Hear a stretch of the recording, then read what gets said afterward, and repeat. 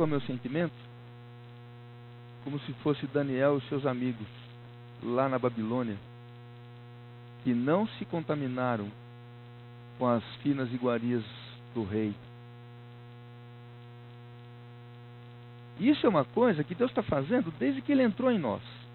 Ele está pouco a pouco nos distanciando desse mundo. Enoque andou com Deus e já não era. Ele foi andando, e quanto mais ele andava, mais ele se aproximava de Deus. Qual foi o ponto? Que ele chegou no momento que Deus o tomou para si. Porque o andar de Enoque foi um andar ascendente. Ele foi ficando cada vez mais leve. O que nos carrega? Lembra que em Hebreus fala? Desembaraçando de todo o peso e do pecado que tenazmente nos assedia, corramos a carreira. Na nossa vida, desde que o Senhor entrou em nós, Ele está fazendo um trabalhar de desarraigar deste mundo perverso, de nos tirar desse mundo, de nos aliviar o peso, para que o nosso andar seja um andar ascendente. Você pensa que o arrebatamento vai ser assim, mas você pensa que vai ser assim, como posso dizer, hein? Como se fosse uma sorte acontecer conosco? Não! Vai ser de tal maneira ascendente que, se aproximando do céu, deixando a terra, que Deus vai falar assim: vem para cá. Isso vai ser o arrebatamento. É a mesma situação quando eu falei, que nós estamos sendo desarraigados desse mundo perverso, nós estamos andando por uma visão, nós estamos andando por um alvo, nós estamos andando por aquilo que está no coração de Deus. É a mesma situação de Noé, naquele momento lá. E Noé vivia no meio de uma geração pervertida e corrupta. E o resultado foi que ele ouviu falar de Deus, Deus mostrou para ele o que ele tinha no coração, e ele passou a viver por aquilo. Quantos anos? 120 anos aguardando a promessa se cumprir. E enquanto isso, ele foi edificando a arca. E nós sabemos que a arca é um tipo da igreja, que é o lugar da salvação para nós. Olha que coisa maravilhosa isso. Então, irmãos, antes de vir para cá, eu estava tendo comunhão com o Senhor, estava lendo um pouco a palavra, tudo lendo o texto, Mas quando eu cheguei aqui, a impressão, a manifestação da vida nos irmãos, a expressão de Deus nos irmãos, é muito superior ao que eu posso ganhar sozinho. Não é igual, é completamente diferente. Tanto é que às vezes a gente chega abatido, cansado, mas quando termina a reunião, pela vida, pelo compartilhar, pelo Espírito, pela oração, pelo cantar, pelo louvor, o que acontece? Nós saímos da terra, aquele peso que tenazmente nos assedia, nos torna leves e a gente começa a flutuar. Eu já dei esse exemplo, sabe como é que um balão, esses balões enormes que as pessoas fazem, andam, fim de semana, bonito, tem até alguns com desenhos muito bonitos, coloridos. Você sabe como é que é feito aquilo? Ele enche de um gás que é mais leve que o ar. Que gás que é? Hélio. Você põe hélio ali e aquece. E ele expande. E quando ele expande, ele fica mais leve que o ar. Então ele começa a puxar aquele cesto para cima, para subir. E o que segura na terra? As amarras, os pesos. E eles levam o quê? Saco de areia para poder saber que altura vai, até onde vai, como é que vai descer e tudo mais. Não é isso? Resultado. E mais, ainda dentro daquele cesto lá, voltado para aquele balão enorme, cheio de gás, hélio, existe como é que chama, irmão José? Que bota fogo? Maçarico. Isso, um maçarico, como se fosse um maçarico. E que ele vai, conforme o balão, o ar vai desaquecendo, vai perdendo a temperatura, ele vai diminuindo, não expande mais, ele vai diminuindo, começa a ficar pesado de novo, e aí o balão começa a descer. O que ele faz? Ele joga fogo lá, faz o maçarico funcionar. O ar aquece de novo e ele sobe mais. Irmãos, nós precisamos de um maçarico no Espírito. Um maçarico que nos tire da terra. Amém. E sabe o que é melhor de tudo? A reunião da igreja. Porque em nós a gente pode desfrutar, e desfruta e deve desfrutar, e deve buscar o Senhor, mas quando nós estamos junto com os irmãos, A reunião da igreja é a plenitude daquele que a tudo enche em todas as coisas. Irmãos, é fantástico, é maravilhoso demais poder tocar em Deus de tal maneira tão viva e tão real. E aí o que acontece? Você sai daqui, ó, flutuando. Aí chega amanhã, acontece de novo, né? O ar vai perdendo o calor, vai diminuindo, precisa de mais maçarico. Aí comunhão com os irmãos, comunhão na palavra, comunhão no Espírito e mais reunião. Por isso que o Nelson tem incentivado os irmãos. Irmãos, não deixem de reunir durante a semana. A semana é pesada. Se a gente depender só da reunião de domingo de manhã para se encher e passar 7 dias até na próxima reunião, é muito pouco para o nosso andar e para o nosso viver. Nós precisamos de mais. Cada reunião é importante para sermos aquecidos. O Espírito fica borbulhante. Enchei-vos do Espírito, para que a vida cresça e aí a gente possa sair da terra, né? Então veja, isso, irmãos, tem que ser uma prática no nosso andar, no nosso viver. Mesmo porque uma grande parte de cristãos estão envolvidos com essa data e com esses dias. Mesmo sendo cristão, mesmo sendo convertido, mesmo conhecendo a salvação, mas falta a realidade. Falta a luz, que nem o irmão José compartilhou. Precisa da revelação para perder o sabor dessas coisas. E está cada vez mais distante, mais longe, e mais leve, e desembaraçando de todo o peso. Isso é peso. Na nossa vida cristã é peso. Não é verdade? É muito peso. Eu queria ler um versículo com os irmãos. Deixa eu ver se eu acho aqui. Efésios, capítulo 3. Ó Senhor Jesus.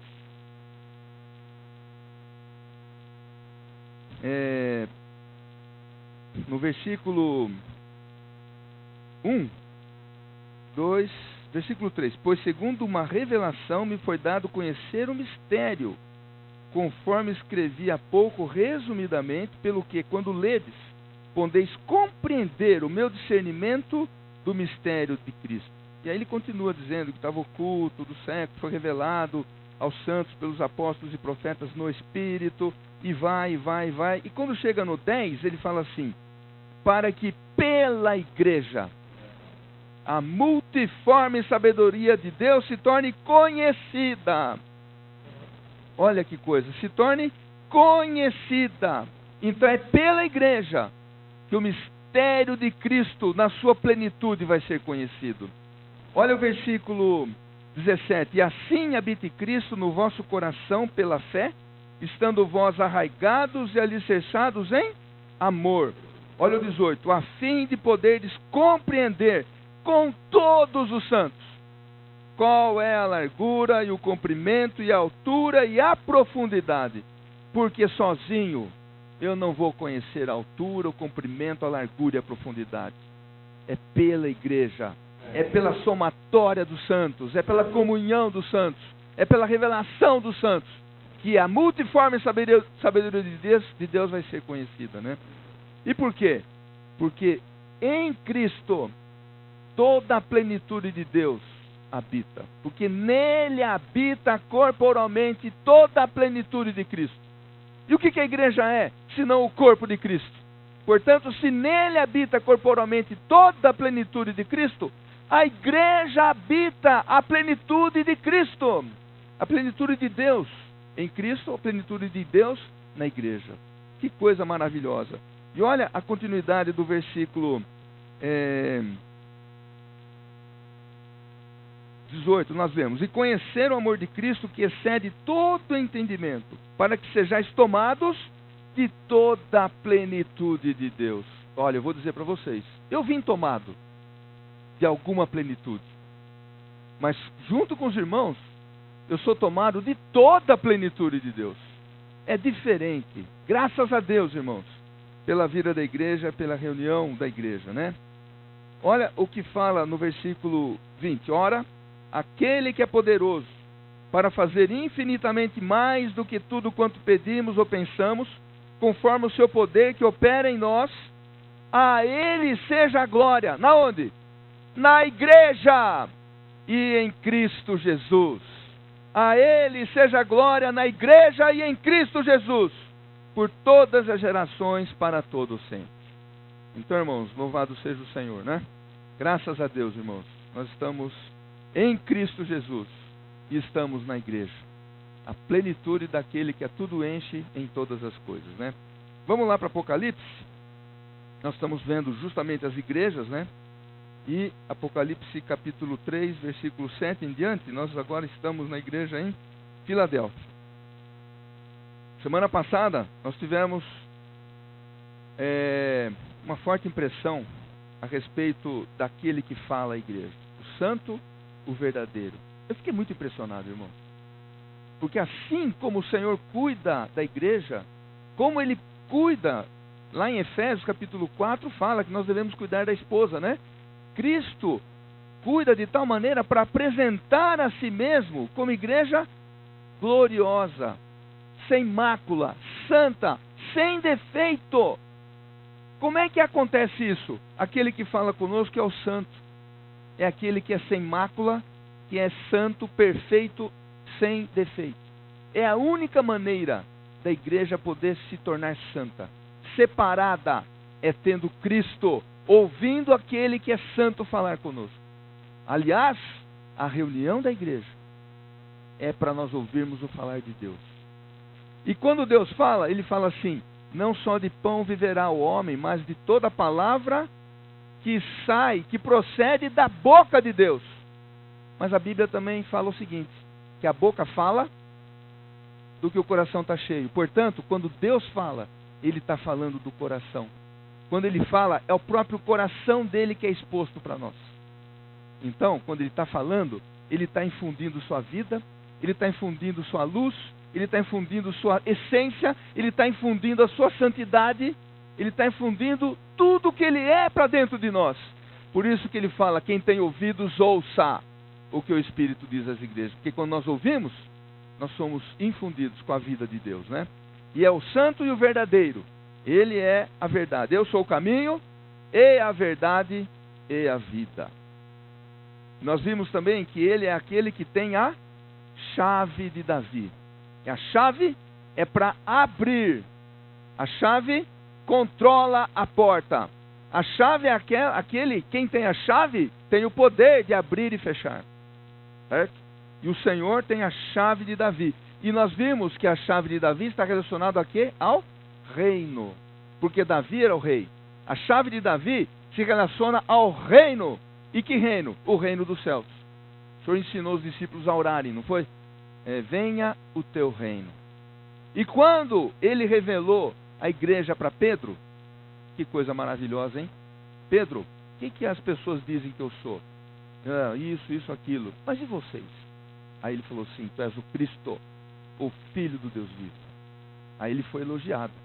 Puxa, bem-aventurado você é, Simão Barjonas, porque não foi a carne e sangue que tu revelaram, mas meu Pai que está no céu. Irmão, ver Cristo é revelação de Deus.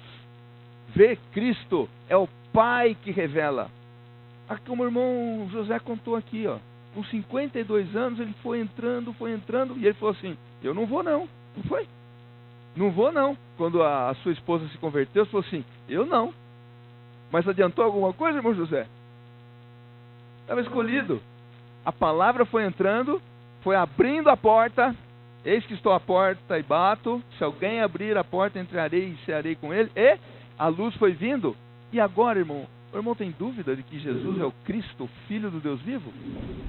Pelo contrário, né? Cada dia a gente tem mais convicção e certeza dessa revelação. Mas nesse mesmo trecho, o Senhor completa a revelação, dizendo o quê? Também te digo, hein, Pedro, sobre esta rocha edificarei a minha igreja.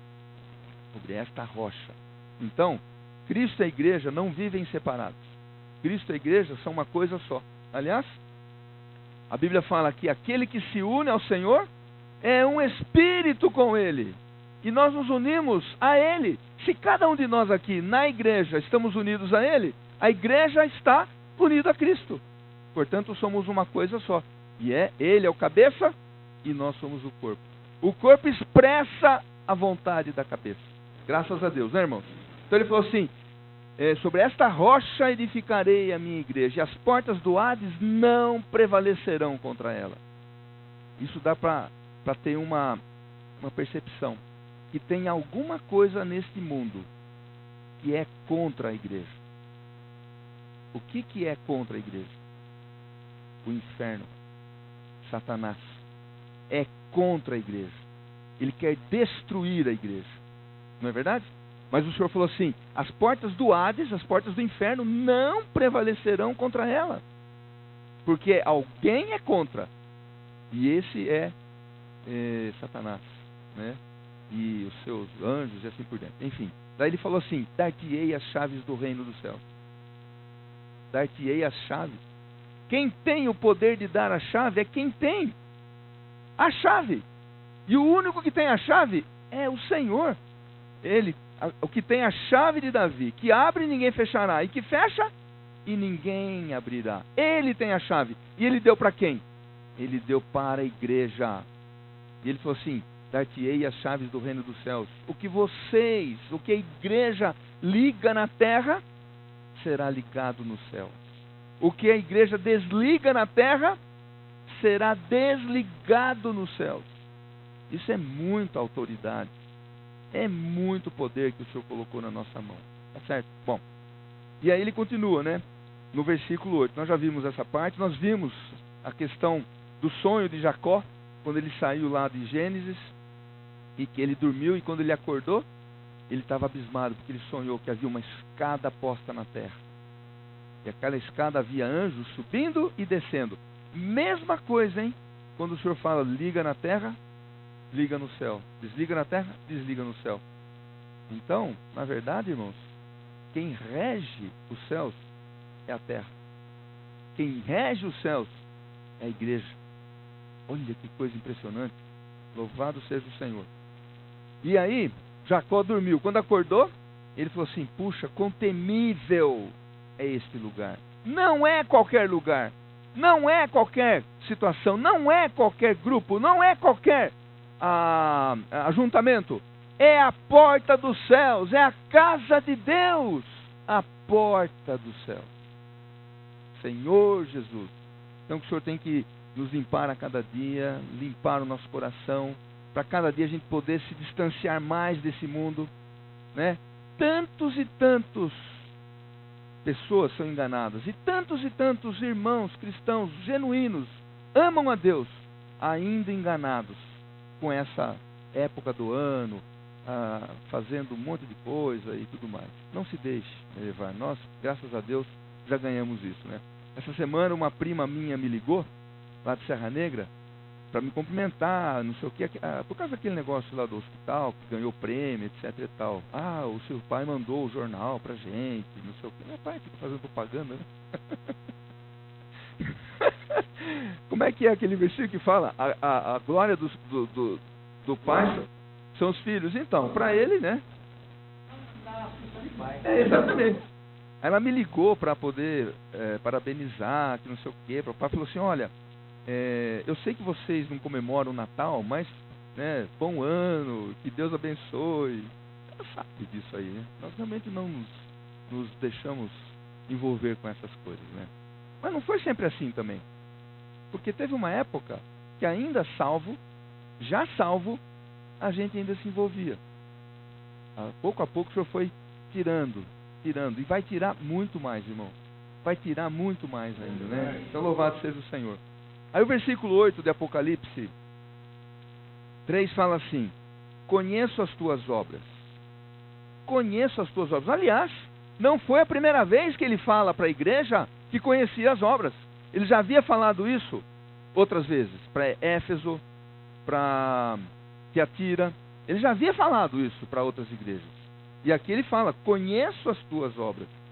Eis que tenho posto diante de ti uma porta aberta, a qual ninguém pode fechar.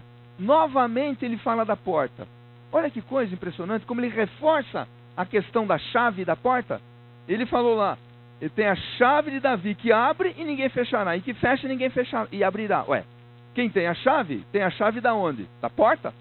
Portanto, ele abre e ninguém fechará. Ele fecha e ninguém abrirá. E ele reforça que Ele conhece as tuas obras, como Ele conhece as obras de todos. Ele conhece a obra de cada um, como em Coríntios fala, né? Cada um veja como edifica, porque nós vamos ser provados. Se passar pelo fogo, foi provado. Se for queimado, foi desaprovado. Aí ele fala, conheço as tuas obras, eis que tenho posto diante de ti uma porta aberta. Ele não dá, não existe uma condição, uma porta meia aberta, ou uma porta que vai se abrir, ou uma porta que vai se fechar. Não! Ele fala, eis que tenho posto diante de ti uma porta aberta. Na verdade, uma porta escancarada. Para nós, irmãos, vivermos plenamente a vida do Senhor na igreja. Para todos nós vivermos plenamente a realidade de Cristo no nosso andar, no nosso viver. Puxa, que coisa maravilhosa, uma porta aberta, a qual ninguém pode fechar. E o resultado de ter uma porta aberta que ninguém pode fechar. Por que que tem uma porta aberta que ninguém pode fechar? Porque tem pouca força. Porque tem pouca força. Não confia no braço, não confia nas obras. Confia no Senhor, porque Ele guarda a palavra e não nega o nome do Senhor. Que coisa maravilhosa isso, irmãos. Essa é a condição da igreja. Essa é a condição que o Senhor ama, que o Senhor quer. Uma porta aberta. É a única que recebe a porta aberta. Ele não tem nenhuma outra que ele fala isso, né? Eu queria ler, onde está aqui? O trecho que nós temos como base. Vocês estão com o texto aí na mão? Ó Senhor Jesus. Fala assim, ó. Na 1, 2, 3, na quarta. No quarto parágrafo, 1, 2, 3, 4. Fala, Filadélfia significa amor fraternal. Apesar de ser a igreja do amor, é dito que tens pouca força. Irmão, quer saber de uma coisa? Para você amar alguém, para você dar a vida por alguém, você tem que ser alguém que não se considera. E para não se considerar, você tem que ter pouca força. Porque os que se consideram, os que são fortes, não se dão pelos outros. Cristo, o que ele fez? Ele não subjugou ser igual a Deus, forte, poderoso, mas ele assumiu a forma de homem, né? Se humilhou, tomando a cruz, até a morte de cruz. Então, irmãos, para amar, nós não podemos ser nada. Paulo mesmo fala em Coríntios, 2 Coríntios, quando sou fraco, então é que sou forte. É aí que eu sou forte. Por quê? Não confio em si. Os que confiam em si não precisam de Deus. Aliás, o Senhor fala, né? Os sãos não precisam de médicos, e sim os doentes. E o doente é forte? Ah, não. Geralmente o doente está enfraquecido. O doente está debilitado. Então, irmãos, nós temos que ser esses para amar, né? A igreja que ama é a igreja que tem pouca força. O que mais? Ser abundante no amor nem sempre sugere fortaleza e grandeza. É isso mesmo. É justamente o oposto. Porque quem não ama é forte. Certo? A Bíblia fala em 1 João. Como é que eu posso amar a Deus a quem eu não vejo, se eu não amo o irmão a quem eu vejo? Se eu não amo o irmão a quem eu vejo, eu não consigo nunca amar a Deus a quem eu não vejo. Isso é questão do quê? De ser fraco. Se eu amo o irmão, independente da condição, independente do que ele tenha feito para mim. Aliás, o Senhor falou assim, se alguém bater na tua face, dá a outra. Ai, ai, ai, Senhor Jesus. Se alguém pisar no teu calo, dá o outro pé para pisar, né? Se alguém quiser andar 1 milha, ande 2. Se alguém lhe pedir o paletó, dá a capa também. Dura essa palavra, Senhor Jesus. Mas sabe o que precisa? Tem que ser simples, humilde. Tem que ser fraco para aceitar todas as coisas. Do contrário, não vai amar mesmo, né? E aqui fala muito disso. Ó. Do mesmo modo que fraqueza nem sempre sugere pecado, visto que essa igreja não foi condenada por nenhum erro. Fraqueza não significa pecado. Ah, eu sou fraco, por isso que eu peco. Não! Se a gente é fraco, aí é que nós vamos mais depender do Senhor, e a força do Senhor vai evitar que a gente peque. Ele vai nos desembaraçar de todo o peso e do pecado que tenazmente nos assedia. Tá? Como é que é? Vou ler. O que agrada ao Senhor não é a nossa força, mas quando reconhecemos as próprias limitações e fraquezas e passamos a confiar mais nele, dependendo de sua força. Irmãos, não precisamos querer ser fortes. Pelo contrário, precisamos esvaziar. Quanto mais vazios, quanto mais fracos, mais nós vamos depender dele. E aí o Senhor vai ser a nossa força. Assim como Eliseu, não, isso aqui não, nunca conseguiremos. Olha o outro parágrafo. Apesar de suas muitas limitações, a igreja em Filadélfia se mantinha fiel. Quem fala é o santo, o verdadeiro. O verdadeiro produz fidelidade. Produz e nos torna fiéis por ouvirmos a palavra. E guardar a palavra e não negar o nome do Senhor nos dá essa condição de sermos fiéis. Aí ele continua lá dizendo, olha lá, apesar de suas muitas limitações, a igreja em Filadélfia se mantinha fiel. Entretanto, guardaste a minha palavra e não negaste o meu nome. Os irmãos da igreja em Filadélfia guardavam a palavra e não se importavam com tradições e doutrinas. Devemos obedecer à perfeita lei da liberdade que Jesus nos deu. Aleluia! Senhor, eles defendiam o nome de Jesus e não o negaram. Essa é a condição da igreja em Filadélfia. Lá em Apocalipse 3, ele fala, né? O 8. Conheço as tuas obras. Eis que tenho posto diante de ti uma porta aberta, a qual ninguém pode fechar. E o motivo é porque tens pouca força. Entretanto, guardaste a minha palavra e não negaste o meu nome. Olha que coisa impressionante. O fato de nós não negarmos o nome do Senhor vai dar uma coisa para nós impressionante. Olha lá. Olha o que fala o versículo 12. Ao vencedor, faloei coluna no santuário do meu Deus, e daí jamais sairá. Gravarei também sobre ele o nome do meu Deus, o nome da cidade do meu Deus, a Nova Jerusalém. Então nós que não negamos o nome do Senhor, nós vamos ter o privilégio de ter o nome do meu Deus gravado. Ele não fala onde, né? Gravarei também sobre ele o nome do meu Deus, o nome da cidade do meu Deus, a Nova Jerusalém, que desce do céu, vinda da parte do meu Deus, e o meu novo nome. Quem tem ouvidos, ouça o que o Espírito diz às igrejas. Então, irmãos, nós precisamos guardar o nome do Senhor.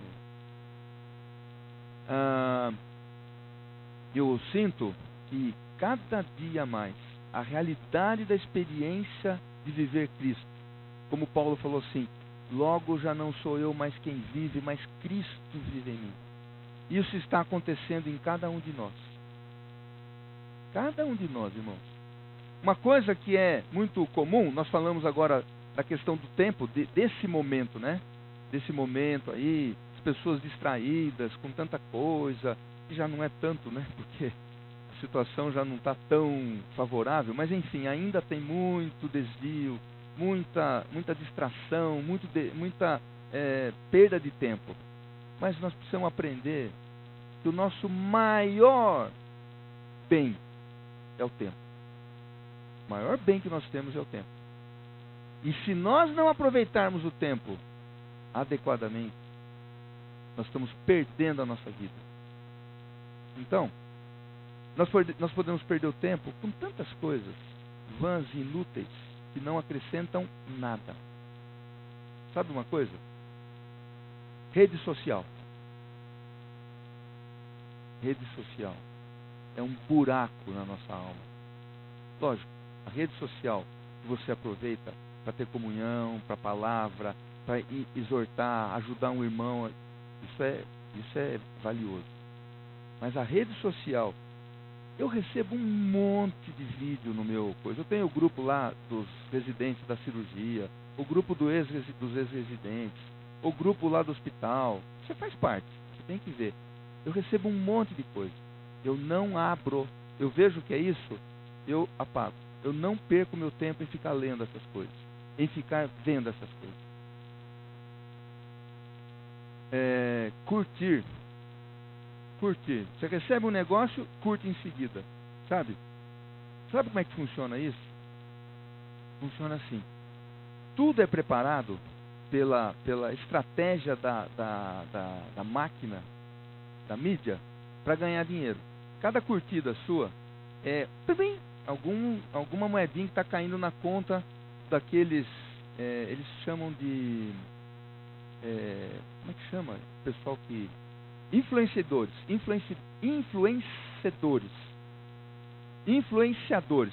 São pessoas que têm assim 30 milhões de seguidores, que não sei o quê.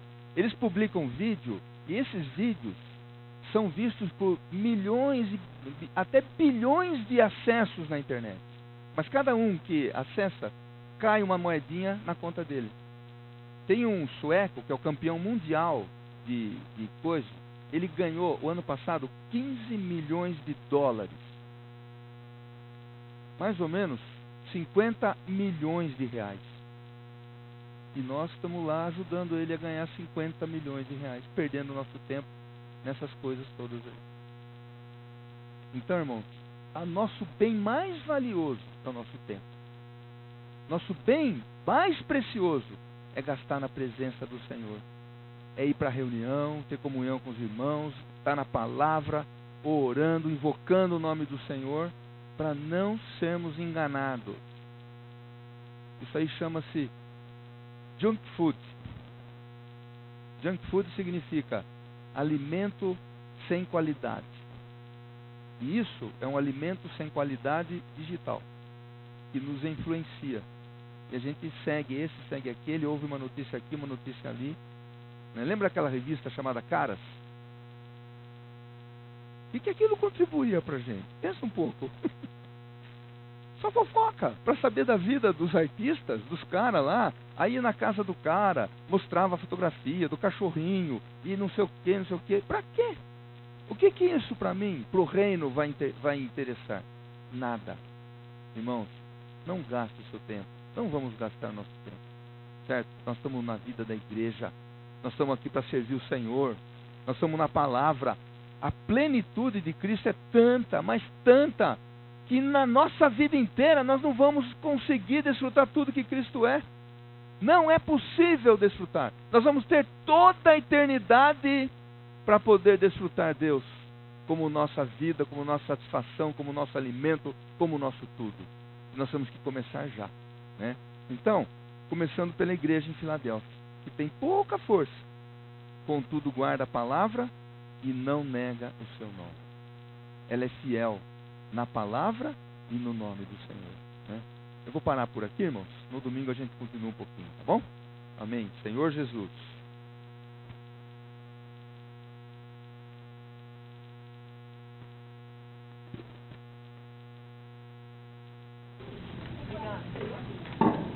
Vamos compartilhar 5 minutos. Vamos eles ajudar o outro assim, né? Certo?